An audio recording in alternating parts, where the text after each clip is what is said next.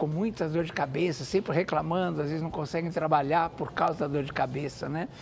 Quantos tipos de dor de cabeça existem, doutor? Perfeito, Léo. As pessoas não sabem, mas são mais de 150 tipos de dor de cabeça pela 150? classificação internacional. É muito comum. E para você ter ideia da incidência, é a principal causa de ida em pronto-socorro, junto com dor na coluna lombar. E como você bem falou, né, a população feminina, quase 15% tem enxaqueca, porque tem a ver com o ciclo menstrual. Daí a relevância do tema. Sempre quando vai chegando o ciclo menstrual...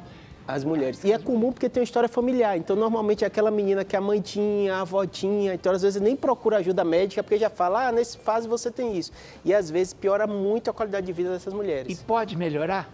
Pode melhorar. A gente tem 2 tipos de tratamento que as pessoas não sabem. Todo mundo sabe que quando tem dor, faz o quê?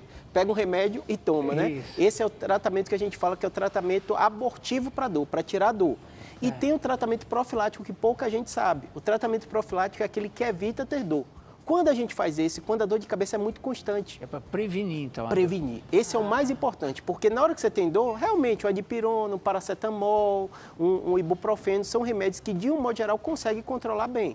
E existem pessoas que têm isso e acabam fazendo uso crônico do remédio, que aí pode prejudicar o organismo.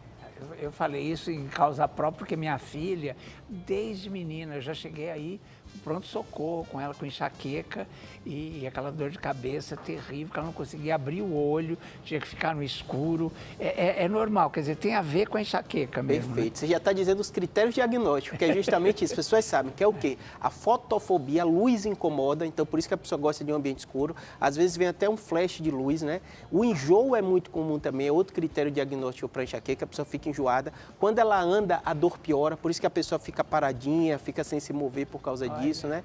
E de um modo geral, ela é recorrente. Então é uma dor muito intensa, como você falou, muita gente vai na emergência por causa disso. E de um modo geral, começa na adolescência, como você falou da sua filha, né? E qual é a diferença entre a dor de cabeça e a enxaqueca? Tem uma diferença? Existe sim. A dor de cabeça é o que? A grande classificação. Então, dor de cabeça ela pode ser causada até por um tumor cerebral, ou o que a gente chama dor de cabeça secundária e as dores de cabeça primária, que são a enxaqueca e a cefaleia tensional, são os 2 mais comuns de tipo. Qual a diferença dos dois? A enxaqueca é isso, é mais em população feminina com essas características, e a tensional, que pouca gente conhece, mas é muito frequente, que é por causa da tensão muscular. Então, é uma dor em aperto, uma dor em faixa, uma dor às vezes aqui atrás da nuca, a pessoa sente como se tivesse algo apertando, e esse tipo de dor tem uma incidência, uma relação muito grande, que o André estava falando ali junto com a Claudete, da ansiedade. A pessoa que é ansiosa, ela fica tensa e essa musculatura acaba incomodando bastante. Uma vez um médico me falou, eu tive uma dor de cabeça muito forte, desmaiei, fui parar no hospital, era dor na nuca e era pressão, também tem a ver com a pressão, Perfeito, né? O que acontece? Quando você tem um pico de pressão muito elevado, ela pode dar esse tipo de dor. O que eu costumo dizer para os pacientes é o seguinte, a pressão alta geralmente não dá dor, é uma doença silenciosa, mas em algumas situações, quando a pessoa tem um pico de pressão muito alta, pode dar essa dor que você falou, atrás da nuca, que preocupa. O médico até me falou, ainda bem que você teve a dor na nuca, que avisa, da próxima vez que você tiver, você já corre. Já corre. E pressão alta é muito comum, né? Eu mesmo tenho, minha família toda tem, porque tem uma história muito familiar, muito associada. Então, às vezes, a pessoa não sente nada, quando vai ver, está lá com a pressão alta. Agora, e o cansaço e o sono podem também provocar dor de cabeça? É uma das causas mais comuns, a gente chama dos gatilhos. Quais são os gatilhos de dor que a gente conhece, né? A falta do sono, a alimentação inadequada, em especial com ultraprocessados, eles podem piorar a dor. Questão da bebida alcoólica também, tem pessoas que bebem e acabam tendo gatilho da dor. Pessoas que muitas vezes a ansiedade, o estresse também são gatilhos da dor. Esses são os mais comuns. Eu já percebi também que quando você come demais, né, e vai dormir ou qualquer coisa assim, dá dor de cabeça também, né? Pode dar dor de cabeça. E é curioso que muita gente pergunta assim, o açúcar pode dar ou comer comida muito doce? Normalmente é o seguinte, quando você começa um processo de dieta, que você restringe o carboidrato, geralmente você tem dor de cabeça. Mas o outro lado, como você falou, também dá. Então, quem nunca foi no churrasco e no outro dia ficou com aquela sensação ruim, com o incômodo, com a dor, porque exagerou muitas vezes na gordura, ela acaba sendo um gatilho. Tem uma bebida em especial que dá muita dor de cabeça no dia seguinte também, que é o vinho, né? E é engraçado, porque assim, depende de pessoa para pessoa. Tem paciente que fala assim, eu tô com dor, tomo um vinhozinho, eu melhoro. Mas o vinho pode dar gatilho também, a cerveja muita gente tem também gatilhos. E eu digo para todo paciente o seguinte, é importante você fazer o quê? Um calendário da dor ou um diário da dor para você ver, no seu caso, qual o gatilho. Eu tenho enxaqueca, né? O meu gatilho é sono. Então, se eu operei de noite, de madrugada, no outro dia eu tenho que dar um tempo para eu dormir, senão vem a dor de cabeça. Agora, qual a dor de cabeça que pode ser um problema grave mesmo? Perfeito.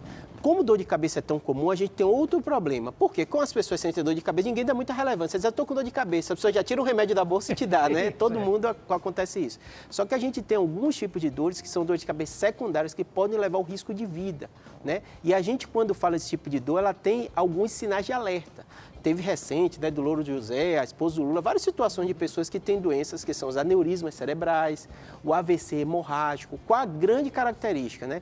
Primeiro, o paciente refere com uma pior dor de cabeça da vida, então a dor muito intensa é um sinal de alerta. Uma dor de cabeça associada com alteração focal neurológica, como assim? Ficou confusa, está mais sonolento que o normal, a fala mudou, o braço não mexeu direito. Qualquer dor de cabeça com isso, é obrigatório a pessoa ir logo na emergência, porque quanto antes você tratar, melhor. E a gente falou aqui de enxaqueca. A enxaqueca pode ser uma questão genética também? Normalmente é a história familiar. Tanto que é curioso quando a pessoa fala que tem enxaqueca, quando você vai puxando a família toda, várias pessoas têm. Maravilha. Bom, e por que durante o período menstrual as mulheres tendem a sentir mais essa enxaqueca? Perfeito. A enxaqueca, normalmente, ela tem uma influência muito grande com os hormônios femininos. Tanto que a mulher geralmente começa no período da adolescência, que começa a ter aquele boom de hormônio, e às vezes muitas mulheres melhoram no período da menopausa. Então o que é que acontece? A gente não sabe ao certo o que causa enxaqueca, mas a gente sabe que tem um fator hormonal muito importante, por causa do estresse, tudo isso aumenta muito o cortisol, e também tem uma relação muito grande com os vasos. Então a vasodilatação, uma série de fatores que acontecem no período do ciclo menstrual, acaba dando dor para as mulheres. E quando que é indicado o uso de medicamentos para dor de cabeça? Porque a gente, como você falou, né, as pessoas já te dão logo, você fala dor de cabeça, já te dão um remedinho. Perfeito. Eu brinco que tem dois extremos de paciente, né? Aquele que toma remédio por tudo e aquele que não quer tomar remédio mesmo quando precisa, né? A gente tem que encontrar o meio termo. Todo mundo que tem dor de cabeça não é para você sentir dor. Você tem dor de cabeça, você tem que tratar. Primeira coisa, essa dor, ela é comum, ela tem algum sinal de alerta, você já sabe. Quando ela é recorrente, você vai tomar as medicações que fazem o quê? Que tiram a dor. Dipirona, paracetamol, esses remédios simples funcionam muito, né? Os ibuprofenos da vida, né? São remédios da primeiro degrau que a gente usa para dor. Segundo degrau, são remédios mais intensos, são remédios derivados de morfina, né? Então, às vezes, um Tilex, né? Um Tramal, são quando a dor é muito, muito mais intensa. E também a gente sabe hoje que tem remédios específicos para enxaqueca, que são os triptanos, né? O Sumax, o Naramig, que são remédios feitos específicos para enxaqueca. E por último, Leão, diferente desses remédios que tiram a dor, a gente tem os remédios também que fazem o quê? Evitam ter dor. Aí é mais específico, é quando o quê? Quando a pessoa vai tendo dores de cabeça recorrente, então a pessoa tem crises. Geralmente eu falo para o paciente, quando tem uma crise por semana, ou crises que são muito limitantes, como você deu o exemplo da sua filha. Imagina se ela tivesse recorrente, tem que ir na emergência, tem que fazer uma profilaxia. E aí esse remédio é o chato, porque a pessoa tem que tomar todo dia tendo dor, não tendo dor. Tem algumas classificações de remédio, que o topiramato, tem antidepressivo que a gente utiliza para dor, tem até remédio de pressão que a gente utiliza para profilaxia de dor. Aí o médico vai ver na sua situação, a depender da idade e do contexto. Por exemplo, eu já percebi também quando as pessoas ficam muito tempo sem comer, dá dor de cabeça também. Dá dor de cabeça. Essa do açúcar, né, do carboidrato, nosso corpo precisa de carboidrato, não tem jeito, né? A gente pode fazer dieta, pode fazer o que for, mas às vezes quando você fica muito tempo de jejum e você não está acostumado, não que o jejum faça mal, é possível o nutricionista encaixar na sua dieta, mas se você não está acostumado, seu corpo dá um aviso e normalmente é a dor de cabeça que vem. Hoje em dia tem essas modas aí de ficar não sei quanto tempo sem comer, não sei o quê. Não é bom, né? Tudo com orientação. O que acontece? Durante o tempo a gente condenou, outros falam muito bem, mas tanto o jejum intermitente, outros, ele pode ser encaixado na dieta, mas só com orientação. A gente percebe que muitas pessoas fazem essa orientação médica com risco muito grande à saúde. Maravilha. Bom, e o alto consumo de açúcar também pode estar relacionado, como você disse, a essas crises de enxaqueca, né? As duas coisas, né? Ou você exagerou, como você falou, exagerei, comi demais. Isso pode dar esse pico de glicemia, pode dar dor de cabeça, mas normalmente é quando a pessoa tem um consumo de carboidrato muito alto de açúcar e opta por reduzir esse consumo de açúcar. Aí normalmente a dor de cabeça vem. Às vezes pode ser transitória no início de uma dieta, mas você tem que ter essa orientação direitinho. Bom, e para encerrar, quais são os principais tratamentos que ajudam aí para tirar a dor de cabeça, para resolver o problema da dor de cabeça? Em primeiro lugar, Leão, é o seguinte, é importante você entender que é uma doença como outra qualquer, que tem que ter acompanhamento. Ninguém vai morrer por causa de enxaqueca, mas a qualidade de vida muitas vezes fica muito limitada. Então tem o tratamento na hora que a dor dá, que é esse remédio que a gente chama abortivo para tirar dor, que o médico vai te orientar direitinho, mas normalmente são os analgésicos simples que você encontra em farmácia, né? Se for mais intenso, o médico pode dar um específico, como o Sumax e outro. E o outro, remédio profilático. O remédio profilático, de um modo geral, para evitar dor. E a gente, neurocirurgião, faz muita intervenção cirúrgica. Você fala em cirurgia para dor de cabeça, existe.